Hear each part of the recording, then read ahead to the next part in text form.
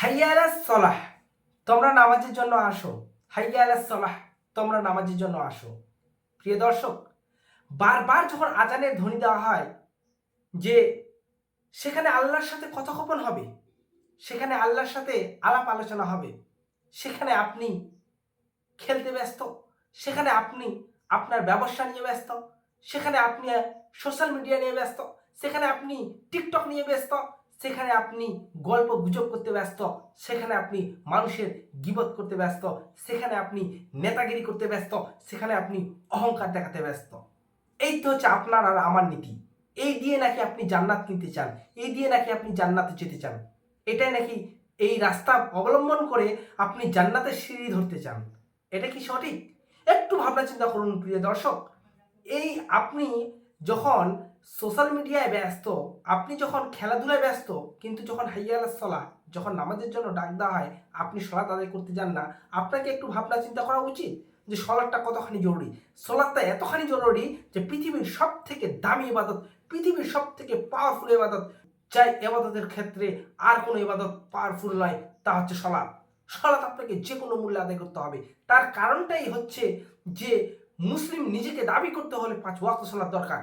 মুসলিম নিজেকে দাবি করতে হলে 5 ওয়াক্ত সলাৎ দরকার। যেমন একটা মানুষকে বেঁচে থাকার জন্য অক্সিজেন জরুরি, অক্সিজেন জরুরি, ঠিক তেমনি একটা মানুষকে নিজেকে মুসলিম দাবি করার জন্য 5 ওয়াক্ত সলাৎ জরুরি, একদম মাস্ট।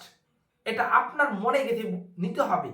আপনার ছেলে মেয়েকে, আপনার পাড়া প্রতিবেশীকে, আপনার বন্ধু বান্ধবকে এটা বোঝানোর চেষ্টা করতে হবে যে ভাই, সলাৎ তো আমাকে আদায় করতে হবে, সলাৎ যে কোনো মূল্যে আদায় করতে হবে, যে কোনোভাবে আদায় করতে হবে। সলাতের টাইম হয়ে গেছে, কোনো অজুহাত চলবে না, সে অজুহাত আপনাকে ছেড়ে দিতে হবে, অজুহাত আপনাকে ছেড়ে দিতে হবে।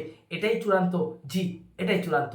আপনি যেই কাজ করেন না কেন, আপনি নেতাগিরি হচ্ছেন, আপনি নেতাগিরি করছেন, আপনি মানুষকে উপদেশ দিচ্ছেন, বা আপনি ব্যবসা বাণিজ্য করছেন, অথবা আপনি সোশ্যাল মিডিয়া চালাচ্ছেন, অথবা আপনি কোনো একটা ভালো কাজ করছেন, অথবা আপনি মানুষকে টাকা দান করছেন, কিন্তু হাইয়া আলাস সালাহ যখন আপনার কানে চলে আসবে, আপনাকে সলাৎ আদায় করতে, আমাকে সলাৎ আদায় করতেই হবে, করতেই হবে। সলাৎটা এতখানি গুরুত্বপূর্ণ ইবাদত। সলাৎ যদি কবুল না হয়, তাহলে আপনার অন্যান্য ইবাদতগুলো কবুল হবে না। এটা হচ্ছে মেন কারণ। কারণ সলাৎ এই ইবাদতের পিছনে নির্ভর করে অন্যান্য ইবাদত। বিস্তারিতভাবে বলার চেষ্টা করছি যে সলাৎ এই ইবাদতের পিছনে নির্ভর করে অন্যান্য ইবাদত। পিছনে যে সমস্ত ইবাদতগুলো রয়েছে, আপনি হজ করেন, আপনি যাকাত দেন, আপনি মানুষকে অর্থ দান করেন, আপনি মানুষের ভালো কাজ করেন, আপনি মানুষকে টাকা দান করেন, আপনি যেই কিছু করেন না কেন, তখনই আপনার সেই নেকিগুলো গুরুত্বপূর্ণ হবে যদি আপনার মধ্যে সলাৎ থাকে।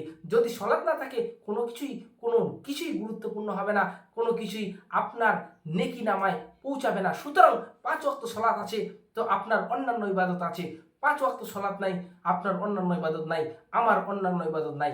সুপ্রিয় দর্শক, আপনাদের কাছে একটা বিশেষ আমি রাখতে চাই যে দয়া করে আপনারা সলাৎটাকে গুরুত্ব দিন। কারণ সলাৎটা হচ্ছে পৃথিবীর সব থেকে দামি ইবাদত।